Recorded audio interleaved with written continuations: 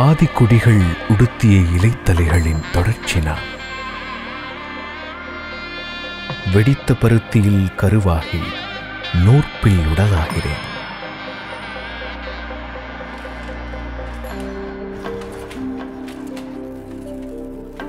உங்கள் பிறப்பிலிருந்து இறுதி வரை எல்லா நற்காரியங்களிலும் கூடவே பயணிக்கும் எனக்கு வேட்டி என்று நீங்கள் பெயர் சூட்டினீர்கள். சுதந்திர களத்தில் காலனிய ஆதிக்கத்திற்கு எதிர்ப்பு ஆயுதமாக மாறினேன். காந்தியடிகளால் விரும்பப்பட்டு கடைசி வரை அவருடனே வாழ்ந்தேன். உள்ளத்தின் வெண்மையாய் விளங்கிய என்னை உங்களில் சிலர் பழமையாய் பார்ப்பதால், காலமாற்றத்தில் மறப்பதால் நாகரீக நெருக்கடியில் கிழிசலாகிறேன். இவை எதற்கும் நான் கண்ணீர் விட்டு கவலைப்படப் போவதில்லை. எப்படியான மாற்றங்களிலும் எனக்கென்று ஒரு புது முகத்தை அளிக்க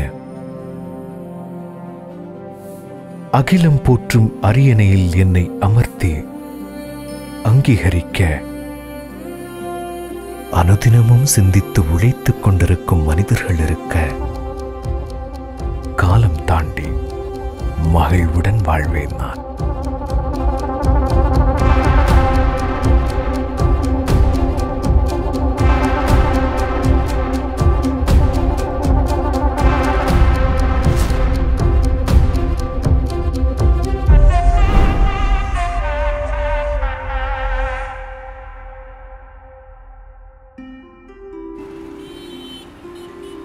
ஆரம்ப காலத்தில் நான் ஒரு வேட்டி நிறுவனத்தில் விற்பனை பிரதியாக வேலை பார்த்துட்டு இருந்தேன். இப்போ காலையில் 8 மணிக்கெலாம் கடை திறந்துடுவோம். ஒரு 9 மணி வாக்கில் திருப்பூர் சுற்றி இருக்கக்கூடிய கிராமப்புற நெசவாளர்கள் அவங்க நெசவு பண்ண வேட்டி சட்டை பீஸை கடையில் உள்ளே போட்டு வெளியே திண்ணை இருக்குது, அந்த திண்ணையில் உட்காந்துக்குவாங்க. அத்தனை பேர்த்துக்கு நெசவு பண்ணி கொடுக்கக்கூடிய நெசவாளிக்கு மேலே சட்டை இல்லாத வெறும் மேலோடு உட்காந்துருப்பாப்புல. கண்ணமெல்லாம் ஒட்டி போயிருக்கு, வயிறில் உள்ளே போயிருக்கு. பார்க்குறக்கே ரொம்ப பரிதாபமாக இருக்குது. கடையிலேருந்து ஒரு டம்ளர் தண்ணி கூட கொடுக்க மாட்டாங்க. சாயந்தரம் 6 மணிக்கு எங்கள் முதலாளி அவர் கூப்பிட்டு அவங்க கூலியை எண்ணி கொடுப்பாரு. அதை வாங்கி அவங்க எண்ணி பார்க்குறக்கு ஒரு நேரம் இருக்காது. அதை வாங்கி மடியில் கட்டிட்டு திப்பின்னு பஸ் போடுவாங்க. இது ஒரு நாள் 2 நாள் நடக்கிற சம்பவம் இல்லை, தொடர்ந்து நடந்துகிட்டு இருக்குது. இந்த சம்பவங்கள் எல்லாமே என்னுடைய மனதை மிகப்பெரிய அளவுக்கு பாதிச்சது. ஒரு 6 வருஷம் கடையை இருந்தாச்சு. அப்புறம் நாம் தனியாக வியாபாரம் தொடங்க வேண்டிய சூழ்நிலை வந்தது. நாம் எது வேணால் வியாபாரம் பண்ணி லாபம் சம்பாதிக்கலாம். பட் இந்த தொழில் வேட்டி தொழில் ஆரம்பித்தோம்னா அந்த நெசவாளர்கள் வாழ்வாதாரம் உயருமே அப்படிங்கிற நோக்கத்தில் நம்ம வேட்டி தான் பண்ணணும்னு முடிவெடுத்து வேட்டி வியாபாரத்தை 1983 அப்பா பேர் ராமசாமி, என் பேர் நாகராஜில் ஆரம்பித்து புதுக்கணக்கு போட்டாச்சு. சரி, நீ தயார் பண்ணணும். நேராக போய் அந்த நெசவாளருடைய ஊருக்கு போய் இது மாதிரி நான் தனியாக நிறுவனம் ஆரம்பிச்சிருக்கிறேன், ராமராஜ் காட்டன்னு, நீங்கள் எனக்கு எல்லாம் நெசவு பண்ணி கொடுக்கணும். பட் எனக்கு தயார் பண்ணி கொடுக்குறது ஒரு கண்டிஷன் அப்படின்னு, நீங்கள் அந்த கடைக்கு வரும்போது சட்டு போட்டு வந்தீங்கன்னா தான் நான் உங்களுக்கு ஆர்டர் கொடுப்பேன் அப்படின்னு. அவையெல்லாம் கொல்லுன்னு சிரித்தாங்க. என்ன கணக்கில் இப்படி சொல்கிற? ஒரு நாளைக்கு ஒரு வேளை தான் சுடு சாப்பாடு சாப்பிட்ற கண்டிஷன் இருக்கும்போது நாங்கள் எங்கே சட்டெல்லாம் போடுறது? இல்லை, நடைமுறைக்கு சாத்தியம் இல்லை அப்படின்னாங்க. உடனே நான் சொன்னேன், 2 ரூபா கூலியை நான் 4 ரூபா பண்ணி தர்றேன். நீங்கள் 3 வேளை சுடு சாப்பாடு குடும்பத்தோடு சாப்பிடுங்க, என் கடைக்கு வரும்போது சட்டு போட்டு வாங்க அப்படின்னு சொன்னோன்னே அந்த நெசவாளர்களுடைய முகத்தில் ஒரு 100 வாட்ஸ் பல்ப் எரியிற மாதிரி ஒரு பிரைட் அப்படி ஹாப்பியானாங்க எல்லாருமே.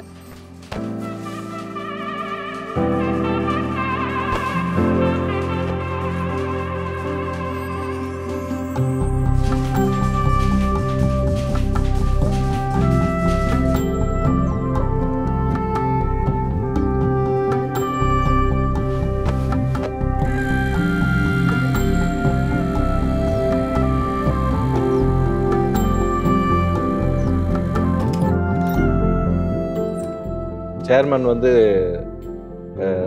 மார்க்கெட்டிங்காக நிறைய ட்ராவல் பண்ணுவார், எல்லா ஸ்டேட்டுக்கும் ட்ராவல் பண்ணுவார். அந்த ஸ்டேட்டுக்கு என்ன கல்ச்சர் அப்படிங்கிறத நல்லா புரிஞ்சுட்டு அந்த ஊருக்கு தேவைக்கேற்ற மாதிரி எங்களோட ப்ராடக்டை டெவலப் பண்ணி கொடுத்தாரு. அடுத்து என்ன பண்ணுவாருன்னா, எங்களையும் மார்க்கெட்டுக்கு கூட்டிகிட்டு போய் பார்க்க வைப்பார். ஏன்னா நாங்கள் யாருமே வந்து இதில் வந்து இந்த ஃபீல்டுலேருந்து எக்ஸ்பீரியன்ஸ் ஆகி வந்தவங்க யாருமே கிடையாது. எல்லாமே அவர் கிரியேட் பண்ணுற ஆளுகள். ஒரு தடவை ஒரு ஆளை கூட்டிகிட்டு போயிட்டு வந்துட்டாருன்னா அடுத்தது வந்து அவங்களுக்கு ஒரு டூர் ப்ரோக்ராம் மட்டும் தனியாக அனுப்பிச்சி விட்ருவார். ஏன்னா எங்கள் பயம் இருந்தால் கூட பரவாயில்ல, நீங்கள் போய் தைரியமாக போய் மார்க்கெட் பாருங்கள் அப்படிங்கிற ஒரு கான்ஃபிடென்ட்டை கொடுத்து டூர் ப்ரோக்ராம் எழுதி எங்கே போய் தங்கணும், எங்கே இருக்கணும், எங்கே சாப்பிடணும் அப்படிங்கிற ஒரு ஷெடியூல் பண்ணி கொடுத்துருவாரு. டெய்லியும் ஒரு நைட்டு ஒரு 8 o'clock ட்ரங்க் கால் புக் பண்ணி கூப்பிட்டு பேசுவார். அப்படித்தான் ஒவ்வொருத்தரையும் டெவலப் பண்ணி இன்றைக்கி இவ்வளோ பெரிய ஒரு மார்க்கெட்டிங் டீமை பில்ட் பண்ண முடிஞ்சுது. ஆந்திரா, தமிழ்நாடு, கேரளா, கர்நாடகா அப்படி 4 ஸ்டேட்லேயும் போயாச்சு. எல்லா டெக்ஸ்டைல் ஷாப்லேயும் நம்முடைய ப்ராடக்ட் ஏறி இருக்குது. படிப்படியாக வளர்ந்து வந்து நல்ல சேல்ஸு கூட்டிகிட்டு வருது. ஆனந்தமாக அந்த வியாபாரத்தை பண்ணிகிட்ருக்கேன். அப்போ எனக்கு நூல் சப்ளை பண்ணக்கூடிய ஒரு தொழிலதிபர் வந்து அவருடைய டாக்டருக்கு மேரேஜ் அப்படின்னு இன்வைட் பண்ணுறாரு. எல்லாம் காலையில் ரெடியாகி அந்த 5 ஸ்டார் ஹோட்டலுக்குள்ளே நாங்கள் எல்லாம் போகிறோம். பேண்ட் போட்ட அந்த என்னுடைய நண்பரில் 9 பேர்த்த உள்ளே விட்டுட்டாப்புல. நான் வேட்டி கட்டியிருந்த ஒரே காரணத்துக்காக, ஐயா நீங்கள் கொஞ்சம் நில்லுங்க, பேண்ட் போட்டதை நாங்கள் உள்ளே விடுவோம் அப்படி மாதிரி அவர் என்னை போகிறதுக்கு இல்லாத தடை பண்ணிட்டார். நீ இந்த சம்பவத்தை போய் அங்கே மில்லுக்காரர்கிட்ட போய் சொல்ல வேண்டாம், நான் கேட்டால் வர முடியலன்னு சொல்லிடுங்க, அவரை தர்ம சங்கடம் பண்ணிடாதீங்க அப்படின்னு அவங்களுக்கு அட்வைஸ் பண்ணி அவங்க அனுப்பிச்சுட்டு போட்டு வெளியே வந்து ஒரு மரத்தடியில் உட்காந்துட்டு அவங்க வர வரைக்கும் வெயிட் பண்ணிகிட்டு இருந்தேன். அப்போ வந்து என்னுடைய இன்ட்யூஷன் நானுமே நிறைய ஆர்குமெண்ட் பண்ணேன். பார்த்தியா, தமிழ்நாட்டுக்குள்ளேயே வந்து வேட்டி கட்டிட்டு ஒரு ரோட்டருக்குள்ளால் போக முடியல, நீ எதோ போய் நீ பிராண்டு பண்ணுற, இவ்வளோ முழுங்க கொண்டு போகிறேன்னு பேசிட்டு இருக்கிற, இதெல்லாம் நடைமுறை சாத்தியமா அப்படின்னு என் இன்ட்யூஷன் கேட்குது. இப்படி எங்களுக்குள்ளே போராட்டம் ஆனதுன்னா இப்போ என்ன பிரச்சனை? இப்போது வேட்டி விற்கிது, எல்லாம் மக்கள் வாங்கி கட்டிகிட்டு இருக்கிறாங்க.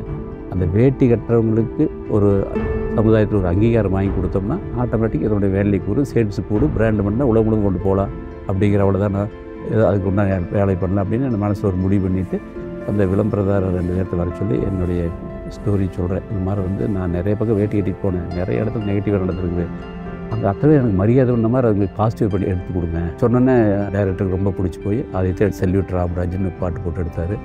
2004 ஒரு 10 வருஷம் அந்த விளம்பரத்தில் வேறு எதையும் போட்டில் போல் அடி நடித்தேன்.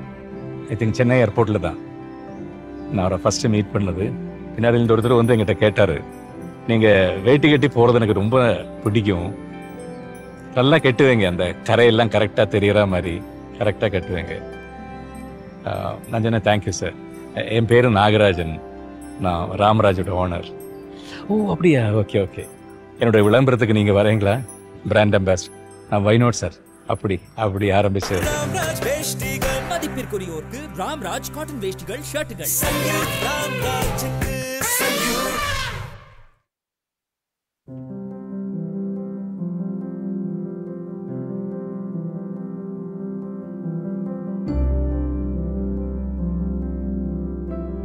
Originally, dhoti audience, they only used to wear vella veshti, vella satta. 1983 இந்த பிராண்ட் ஸ்டார்ட் பண்ணும்போது ப்ராசஸிங் வந்து இந்த அளவுக்கு வந்து அப்டேட்டடாக இல்லை. ஸோ நீங்கள் ஃப்ரெஷ்ஷாக அந்த ப்ராடக்ட் வாங்கும்போதே வந்து அந்த ஒயிட்னஸ் இருக்காது. நீங்கள் 2-3 வாஷ் பண்ணிங்கன்னா சுத்தமாகவே அந்த ஒயிட்னஸ் போயிடும். அந்த ஒயிட்னஸ் மெயின்டைன் பண்ணுறதுக்காக அவங்க நிறையா கேர் எடுக்கணும் அந்த கார்மெண்ட்டில். ஸோ நாங்கள் என்ன பண்ணோம்னா, we invested in good processing. That is the first thing we did when we grew to a certain stage. We didn't take any shortcuts. We were focusing on bringing in the end result. If Ramaraj is synonymous with dhoti, Ramaraj is also synonymous with white. White fabric வந்து கிட்டத்தட்ட ஒரு 200 variety நாம் வந்து ராமராஜில் வந்து maintain பண்ணுறோம். இப்போ இதுக்கு எல்லாமே வந்து நம்ம சீப்பர் டேஸ் யூஸ் பண்ணால் நம்மளுக்கு வந்து காஸ்ட் வந்து கம்மியாகலாம். என்விரான்மெண்டல் ஃப்ரெண்ட்லியாக, என்விரான்மெண்டலுக்கு ஹசார்டு வராத மாதிரி வந்து கெமிக்கல்ஸ் வந்து யூஸ் பண்ணுறோம். ஒயிட் இட் செல்ஃப் இது வந்து என்விரான்மெண்டல் ஃப்ரெண்ட்லி தான். இதனால் வந்து நம்மளுக்கு ஒரு ஷர்ட்டுக்கு ஒரு குறிப்பிட்ட காஸ்ட் ஏறினாலும் அதை வந்து கம்பெனி பேர் பண்ணிக்குது. அதை வந்து கஸ்டமர் மேலேயோ டீலர் மேலேயோ வந்து நம்ம இது பண்ணுறதில்ல.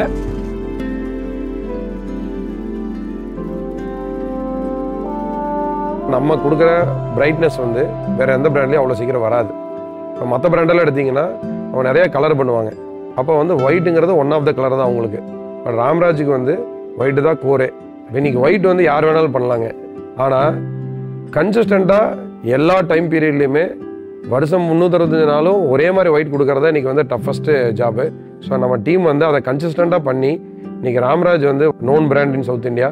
இப்போ நான் அதிகமாக மார்க்கெட் விஷயமாக நார்த் இந்தியாவுக்கு ட்ராவல் பண்ணிங்கள. அங்கே இருக்கிறவங்க வந்து நாங்கள் உங்கள் ஒயிட் ஷர்ட்டை தான் யூஸ் பண்ணுறோம் அப்படின்னு சொல்லல எங்களுக்கு ரொம்ப பெருமையாக இருக்குது. 2 மீட்டர் தோத்தி வந்து எல்லோரும் என்ன நினைப்பாங்கன்னா வந்து இட்ஸ் அ சிம்பிள் ப்ராசஸ். நம்ம ஜஸ்ட்டு ஃபேப்ரிக்கை வீவ் பண்ணுறோம், ப்ராசஸிங் பண்ணுறோம், அப்படியே கட் பண்ணி கொடுக்குறோம் அப்படின்னு நினச்சிக்கிறாங்க. It's not just that. அதில் எவ்வளோ கிராஃப்ட்மேன்ஷிப் இருக்குது, அதில் எவ்வளோ ப்ராசஸ் இருக்குது, அதில் எவ்வளோ குவாலிட்டி பேராமீட்டர்ஸ் இருக்குது அப்படிங்கிறது வந்து பார்த்திங்கன்னா ஒருத்தங்க எங்களோட ஃபெசிலிட்டிக்கு வந்தால் தான் அதை பற்றி புரியும்.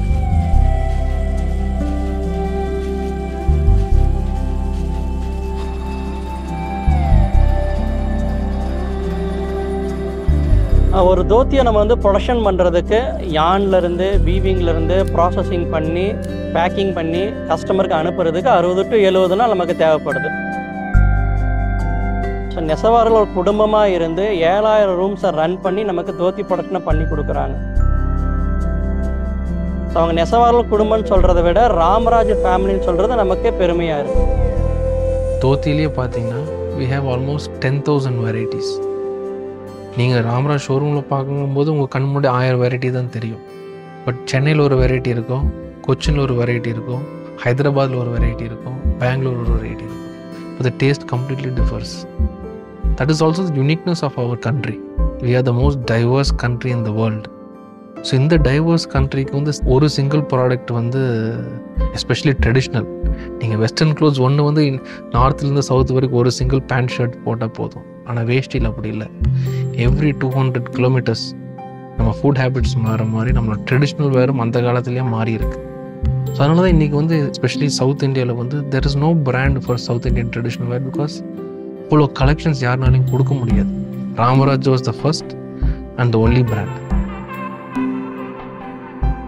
நம்ம ராமராஜை பொறுத்த வரைக்கும் measurement, bleaching, quality, no compromise.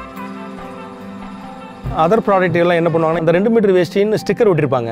ஆனால் மீட்ரு பார்த்தீங்கன்னா 190, 195 தான் வரும். 5 மீட்டர் 10 பாயிண்ட் கம்மியாக தான் இருக்கும். ஆனால் நம்ம ப்ராடக்ட்டை பொறுத்த வரைக்கும் 2 மீட்டர்னா 2.05 ஜாஸ்தியாக தான் இருக்கும்.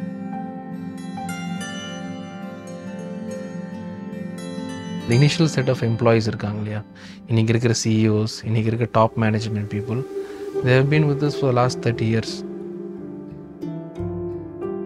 So he had personally trained them, he has personally guided them, he has built the culture of the organization like that. So அந்த கல்ச்சர் அந்த 15 பேர்த்துட்டு இருந்து அப்படியே வந்து ட்ரிக்கிள் டவுன் ஆகி இன்றைக்கி 15,000 people have that culture. All our employees in our company are fully covered by insurance. We follow whatever the government norms. In fact, we exceed the government norms. We are one of the few brands which has from manufacturing up to retail. So எங்களால் வந்து even the cost of taking care of our employees is little more. We don't mind. Tiruppur, Erode, அந்த கரூர் பெல்ட்டில் வந்து பார்த்திங்கன்னா இன்றைக்கி blue collar ஒர்க்குக்கு வந்து almost 80 to 90% வந்து they reliant on North Indians. But இங்கே ராமராஜில் 15,000 எம்ப்ளாயீஸில் வந்து கிட்டத்தட்ட ஒரு 10,000 employees are blue collar workers. But one thing which is very unique is almost 100% of the employees amongst the 10,000 are only local people. நான் படித்து முடிச்சுட்டு வேலைக்காக எத்தனையோ கம்பெனிக்கு சர்டிஃபிகேட்டை வச்சு அலைஞ்சேன். யாருமே எனக்கு இம்பார்ட்டன்ட் கொடுக்கல. காரணம், மற்றவங்களோட உடல் ரீதியாக நான் ஷார்ட்டாக இருக்கிறதுனால யாரும் எனக்கு வேலை கொடுக்கல. வேலைன்னு ஃபஸ்ட் டைம் நான் உள்ளே வந்து நிற்கவுமே ராமராஜ் எந்தவித கேள்வியுமே கேட்காம எனக்கு உள்ளே அலோவ் பண்ணாங்க. ஆனால் கம்பெனியில் என் குறையை யாருமே பார்க்கல. நான் எப்படி வேலை பார்க்குறேன்னு என் திறமையை தான் பார்த்தாங்க. நான் ஃபஸ்ட்டு லைனில் இன்சென்டிவ் தான் போட்டேன். படிப்படியாக என்னோடய வேலையை பார்த்து இன்றைக்கி மார்க்கெட்டிங்கில் ஒரு டிபார்ட்மெண்ட்டை மெயின்டைன் பண்ணுறதுக்கு சூப்பர்வைசராக என்னை இன்றைக்கி இம்ப்ரூவ்மெண்ட் கொடுத்துருக்காங்க. இன்றைக்கி வேலைக்கு சேர்ந்து சம்பாரித்து ஒவ்வொரு பைசாவை சேர்த்து வச்சு எங்கள் அம்மாவுக்கு முதலாக ஒரு தோடு வாங்கி கொடுத்தேன். என் தங்கச்சியை கட்டி கொடுத்துருக்கேன். என் தங்கச்சி பசங்களுக்கு இன்றைக்கி நல்லது கெட்டது அத்தனையும் நான் தான் பார்க்குறேன். இன்றைக்கி எங்கள் அப்பா இல்லைன்னு நான் கவலைப்படவே மாட்டேன். எங்கள் அப்பா ஸ்தானத்தில் இருந்து இந்த நிறுவனம் எனக்கு எல்லாமே செய்யுது. 2012 இங்கே வேலைக்கு சேர்ந்தப்ப எங்கள் ஊரில் நான் ஒரு ஆள் மட்டும்தான் வந்தேன். ஆட்டோ பிடிச்சி அலங்காநல்லூர் வந்து பஸ் ஏறி வந்தேன். இன்றைக்கி கம்பெனியில் 100 பேர் எரம்பட்டியிலேருந்து சேர்த்துருக்கேன். அத்தனை பேத்துக்காகவும் பேசி இன்றைக்கி எங்கள் ஊருக்கு மட்டும் ஒரு பஸ் வந்துக்கிட்டு இருக்கு. ஃபஸ்ட் டைமாக என் ஊருக்குள்ளே காலடி எடுத்து வச்சு ராம்ராஜ் காட்டன் நிறுவன பஸ்ஸு மட்டும்தான். இன்றைக்கி எத்தனையோ கம்பெனி பஸ்ஸு போகுது, ஆனால் 100 பேர் ஏறி வர்ற ஒரே பஸ்ஸு ராம்ராஜ் காட்டன் மட்டும்தான்.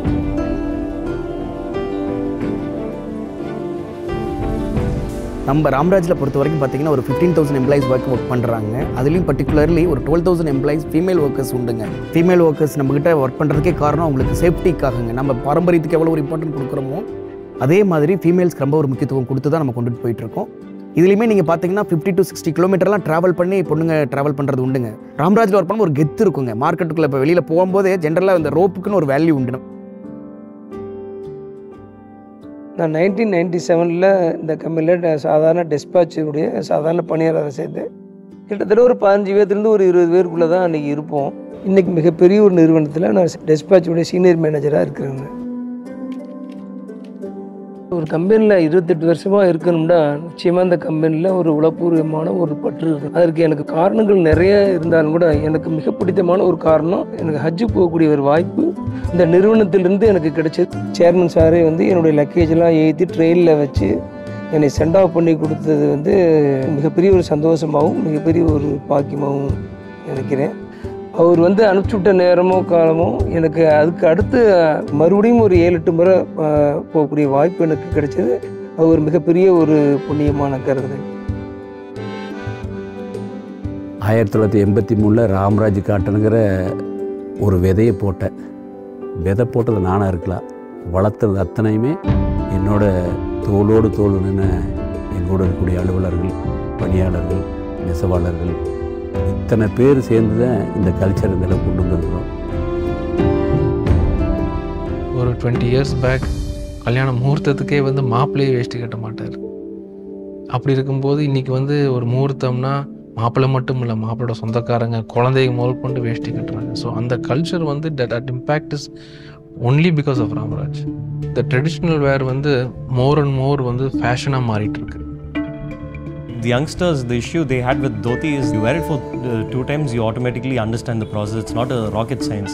உங்களுக்கு அந்த நோஷன் அது கீழே விழுகிற மாதிரியே இருக்கும். Our velcro innovation, it's become easy. Like போடாத அவங்க எல்லாத்தையும் கூட வேஷ்டி போட வச்சிட்டோம். ஃபஸ்ட்டு அந்த வெல்க்ரோ வச்சு நம்ம கொண்டு தோத்தியை சிம்பிளிஃபை பண்ணோம். அப்புறம் மொபைல் வந்ததுக்கப்புறம் பாக்கெட் வைக்க ஆரம்பித்தோம். மொபைலினுடைய சைஸு பெருசாக அந்த பாக்கெட் சைஸையும் நாங்கள் மாற்ற ஆரம்பித்தோம்.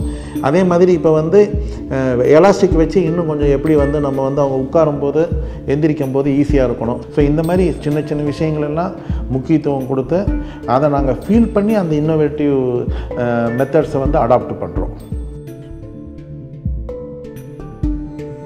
சில யங்ஸ்டர்ஸ் நம்ம ஒயிட் ஷர்ட்டு ஒயிட் தோத்தி போட்டால் கொஞ்சம் ஏஜான மாதிரி ஃபீல் பண்ணுறோம் அப்படிங்கிற மாதிரி ஒரு ஃபீட்பேக் கிடச்சிது. ஸோ அப்போ அவங்கள எப்படி நம்ம வேட்டி கட்ட வைக்கலாம், இன்னும் எப்படி நம்பர்ஸ் இன்க்ரீஸ் பண்ணலான்னு பார்க்கல. கலர் ஷர்ட்டு கூட போனால் நிறைய யங்ஸ்டர்ஸ் கட்டுவாங்க அப்படிங்கிறக்காக நாங்கள் கலர் ஷர்ட்டு மேட்சிங் பார்டர் வேஷ்டி கான்செப்ட் ஒன்று க்ரியேட் பண்ணி ப்ரொமோட் பண்ணோம். இப்போ மார்க்கெட்டில் மேட்சிங் கான்செப்ட்டில் நிறைய ப்ராடக்ட்ஸ் இருக்கலாம்.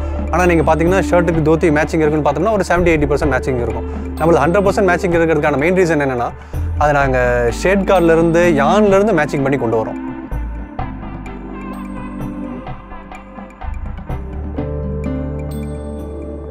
ரெண்டாயிரத்தி 12 எனக்கு முதல் பேரன் பிறக்கிறான்.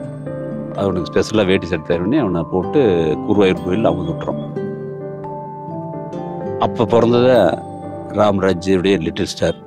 இன்றைக்கி எந்த கோயில் எந்த திருமண விசேஷம் பார்த்தீங்கன்னா சின்ன குழந்தைங்க அந்த லிட்டில் ஸ்டார் கட்டிட்டு ஓடியாடி விளையாடுறதை பார்க்க முடியும். அதுதான் ராம்ராஜுடைய சக்ஸஸ். தோத்திக்குன்னு தனியாக எந்த பிராண்டுமே ஷோரூம் க்ரியேட் பண்ணது கிடையாது. கஸ்டமரை பொறுத்த வரைக்கும் showroom is purely experience centre. ஃபேமிலியோடு உட்காந்து அதை என்ஜாய் பண்ணி ஷாப்பிங் பண்ணுறதுங்கிறது இன்றைக்கி கஸ்டமர்ஸ் பிரியப்படுறாங்க எல்லாருமே. அதே மாதிரி எங்களுக்கும் கஸ்டமர்ஸோட தேவை என்னன்னு புரிஞ்சிக்க முடியுது. அதனால் எங்களால் புது ப்ராடக்ட் டெவலப் பண்ணவும் முடியுது. Every brand, they analyze what's the demand, produce பண்ணுவாங்க. whereas ராம்ராஜில் பார்த்தீங்கன்னா நாங்கள் we produce it and we stock it up. so the retailers அவங்க பார்த்தீங்கன்னா like they don't have to take the burden. We take their burden of stocking up. Our service works in a different way unlike the other brands. We can service be it like 1 lakh dhotis, we can do it in like a span of 24 hours.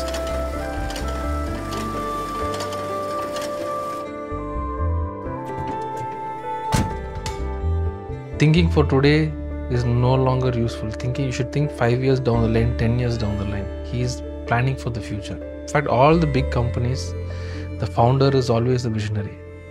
One of the classic examples would be Steve Jobs. He always says, consumer does not know what they want. We have to figure out what they want and give it before they even realize it. And I think Mr. Nagarajan is a visionary.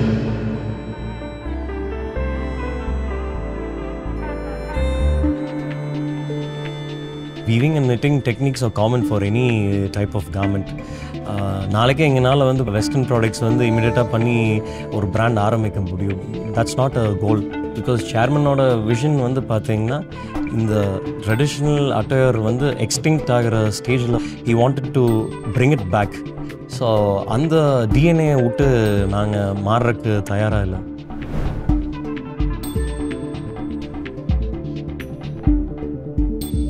இண்டஸ்ட்ரியில் வந்து இதுக்கு முன்னாடி வந்து இது அம்பானி யுக்தி, tata யுக்திலாம் சொல்லுவாங்க. இன்றைக்கி வந்து மார்க்கெட்டே ஒத்து ராமராஜ் கவனிக்குது. பேஸாக ஒரு ப்ராடக்ட்டை வச்சு இன்றைக்கி இவ்வளோ பெரிய இண்டஸ்ட்ரியாக வளர்த்திருக்காரு. பிரதானமாக வந்து வேஷ்டி, அதுக்கடுத்து ஒயிட் ஷர்ட்டு, அதுக்கடுத்து கலர் ஷர்ட், அதுக்கடுத்து மேட்சிங்கு. பிராண்டை ஒன்றா இருந்தாலும் செக்மெண்ட் வைஸை பிரித்து இன்றைக்கி தனியாக ஒரு பெரிய நிறுவனமாக வளர்ந்துருக்குது.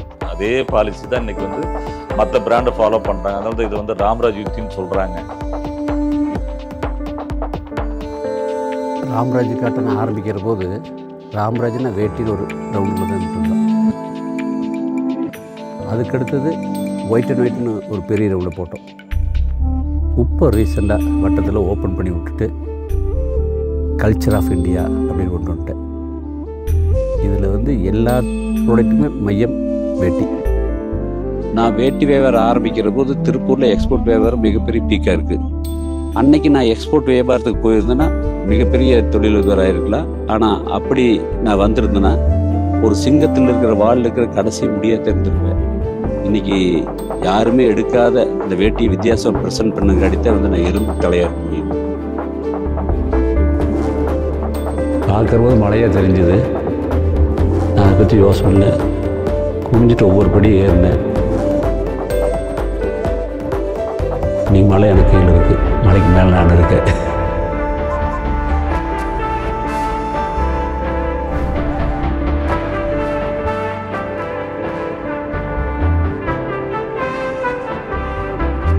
இன்றைக்கி நான் இருக்கேன். நான் அடுத்த ஜென்ரேஷனுக்கு மாப்பிள்ளை இருக்காங்க, அடுத்த ஜென்ரேஷனுக்கு என்னோடய பேரன் இருக்காங்க. அப்போ யார் வேணும் உள்ளே வந்து பண்ணக்கூடிய சூழ்நிலை இருக்கும்போது இது வந்து சூரியன் சந்திரன் இருக்கிற வரைக்கும் எடுத்துகிட்டு போய் எப்படி ஒரு காலத்தில் இந்தியா வந்து இப்போ உலகம் முழுவதுக்கும் ஒரு நாகரிகம், பாரம்பரியத்தையும், ஆன்மீகத்தையும், கல்ச்சரையும் சொல்லி கொடுத்ததோ அந்த மாதிரி உலகத்தில் இருக்கக்கூடிய அத்தனை பேருக்கு வேட்டி கொண்டு போய் சேர்த்துறது ராமராஜ் வழியில்.